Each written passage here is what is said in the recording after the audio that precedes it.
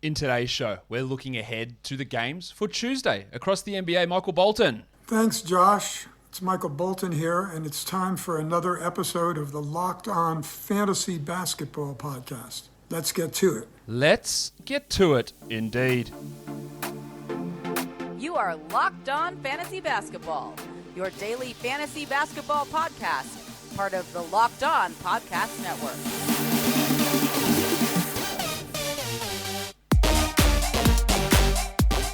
Hello and welcome to the Locked On Fantasy Basketball Podcast, brought to you by Basketball Monster. My name is Josh Lloyd and I am the lead fantasy analyst at basketballmonster.com and at Yahoo Sports Australia. And you can find me on Twitter, as always, at redrock_bball and on Instagram at Locked On Fantasy Basketball. Today's show brought to you by Rock Auto. Amazing selection, reliably low prices, all the parts your car will ever need. Visit rockauto.com and tell them that Locked On sent you. Thank you for making the Locked On Fantasy Basketball Podcast your first listen every day. We are free and available on all platforms. So we're looking ahead to Tuesday. So we're going to go streaming options for category and points leagues. We are going to look ahead to what I'm watching for in each of those 5 games as well. So we might as well get stuck straight into that right now. And the first one of those games we're looking at is the Philadelphia 76ers. They're taking on the New York Knicks. Seth Curry, as I detailed in the Buy Low, Sell High show earlier today, he's shooting an astonishing amount from 3, like 70+%. I think his role's fine. Yeah, he's 30, 31, 32 minutes a night is fine.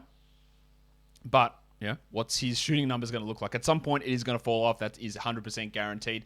And then also watching Tyrese Maxey. We don't know whether Embiid or Drummond are going to play in this game. Now, of course, if Embiid is out, and then to a lesser extent Drummond, your usage is going to have to funnel into other areas, and maybe it goes towards Maxey. I think he's been good enough to be justified to have as a 12-team league roster guy. Wouldn't say he's blowing us out of the water, and he's not getting anywhere near the top 50 or top 75 or anything like that. But he's been good enough that he should be on a 12-team league roster with the absence of Ben Simmons. We go to the New York Knickerbockers and we look at Julius Randle.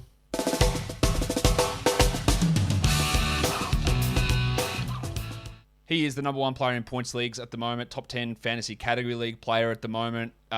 Assist numbers are great. His field goal percentage is a bit rough, but what he's really thriving at, amazingly, is defense. He's had 7 blocks through his first 3 games, so blocking a ton of shots. He's getting a lot of steals. I don't know whether that continue. In fact, I highly doubt that can continue, but he's looked awesome, so let's see what he can do. And then on the other side of things, Kemba Walker. Hello. He's looked pretty bad, hasn't he? Minutes being kept low by Tibbs, playing Derrick Rose over him. Hasn't been that Walker's been shooting poorly or anything like that. He's just not getting the opportunities. I am still holding him for now.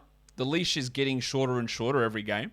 But let's see if we can finally have a good Kemba Walker game, because we haven't had one of those just yet. It'd be good to get one of them. The Warriors and the Thunder. Andre Iguodala is likely back for this game. We've seen Otto Porter's minutes start to creep up. I want to see if we can get any sort of semblance of him even being a 14-team league guy. He can be an interesting steal sort of streamer player. But outside of that, he hasn't really shown enough to deserve a permanent roster spot.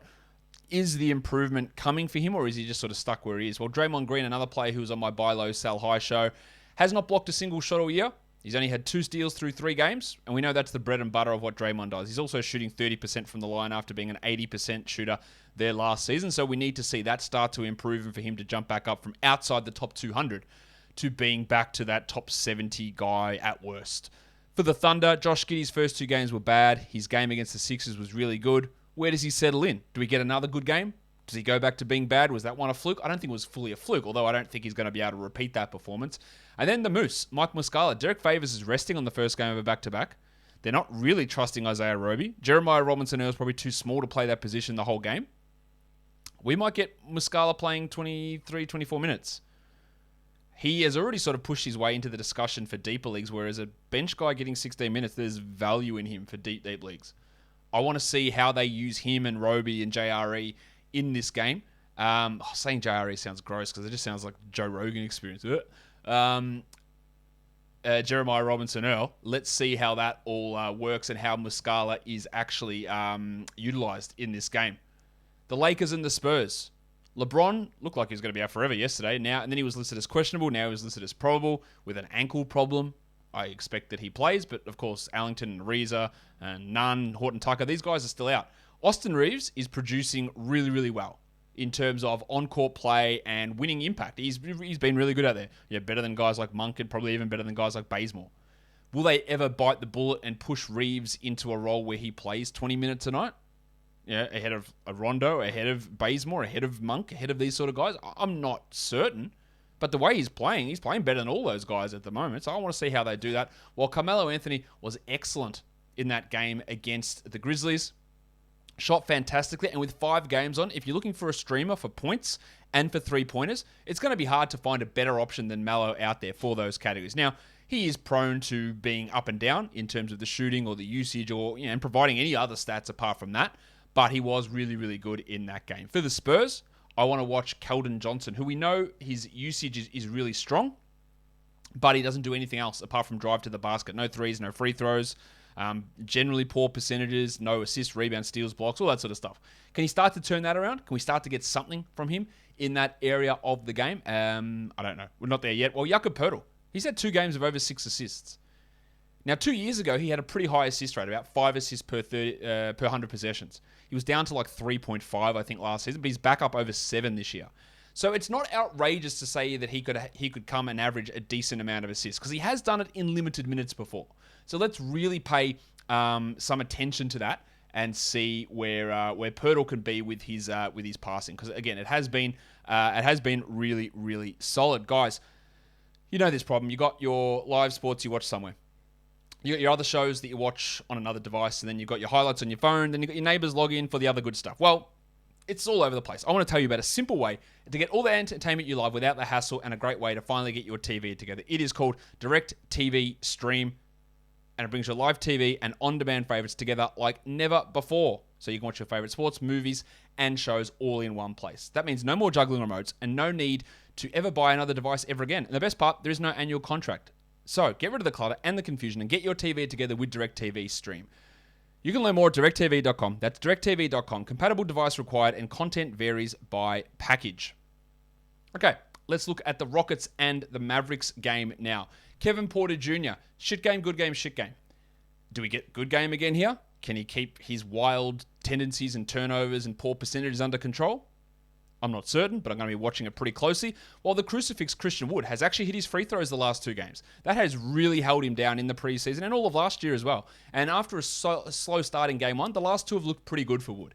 So how is he going to go in this game? Can he keep that trend going of improving the free throws? There was, again, talk of him being able to get out there and improve or change his routine from the Rockets broadcasters. So hopefully we can see that being a permanent change. For the Mavericks, Tim Hardaway Jr. shooting the lights out as detailed on the Sell High show today. His minutes are up, and I do expect that to continue, but whether he continues scoring 18 to 20 points and hitting those threes at over 50% is probably the real challenge there. And then we want to watch Porzingis, who has been a bit disappointing early on. We'd like a little bit more from him. I haven't liked the distribution of shots between him and Doncic either. I want Doncic to get more of them. But can Kid do anything to unlock Porzingis? I thought maybe in the preseason it was happening. Hasn't really happened so far in the regular season. I'd like to see a little bit more from Kristaps so far. The Nuggets and the Jazz is a really interesting game. It is a back-to-back for Denver. Maga Porter Jr., I'm recording this before Monday's game, so I don't know how he's gone, but I'd like to see something better than the first 2 games. How involved is he on offense? Is he going to get more shots than Fart and Will Barton? And that takes me to look at Will Barton as well, who, again, I believe is a must-roster 12-team league player. I have literally had people asking me whether Michael Porter is a drop, which is clearly insane. But there are people out there who are just not valuing him because of what he's doing at the moment. So we want to see how these two can coexist and how they can get their numbers going together. Well, for the Jazz, there's not a lot to watch, to be honest. Joe Ingles, I don't think is anything more than a streamer, but he is a good streamer on a day like this. While Jordan Clarkson, again, is a really interesting points type of guy. JordanClarkson. Who just struggles to produce in multiple areas. His efficiency is really key for him being a top 100 or top 80 guy versus a top 140 guy. If he's a 42% shooter, then he's off that. If he's 46, then he's inside the top 100. And that is really the big swing thing for Jordan Clarkson, as we have seen so many times throughout his career. 9-cat stream options. Not many, with only 5 games on, there's not some great ones out there, but these are all guys who are available in over 50% of leagues. Royce O'Neal, Dorian Finney-Smith, Dwight Powell, Dougie McDirt in San Antonio, Danny Green, Damian Lee for the Warriors, Jalen Brunson, Daniel Tice, and Nemanja Bjelica, who has lost a lot of value recently, Bjelica, but there is an opportunity for him here. For your deeper leagues, these guys are rostered in under 10% of leagues. Powell, McDermott, Lee, Brunson, and then Kent Bazemore, Andre Iguodala, Maxi Kleber, the Oklahoma City Mudflap, Kenrich Williams.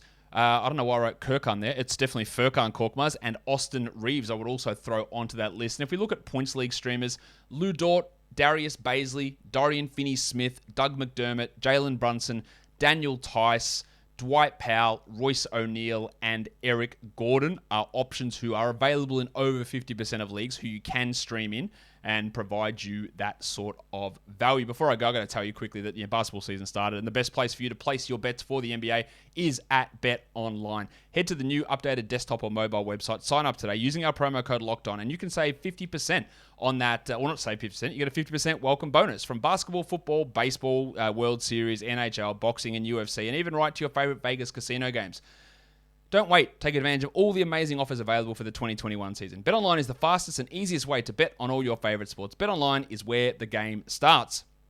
If you're looking to get parts for your own car, there's so many makes and models these days, it's impossible for a local chain store to carry all those parts. And they're going to charge you more money for it. So go to rockauto.com. They are a family business who have been serving do-it-yourselfers online for over 20 years. Why would you spend 30, 50, even 100% more for the same parts when you can get them cheaper at rockauto.com? So head to rockauto.com and see their expansive catalog.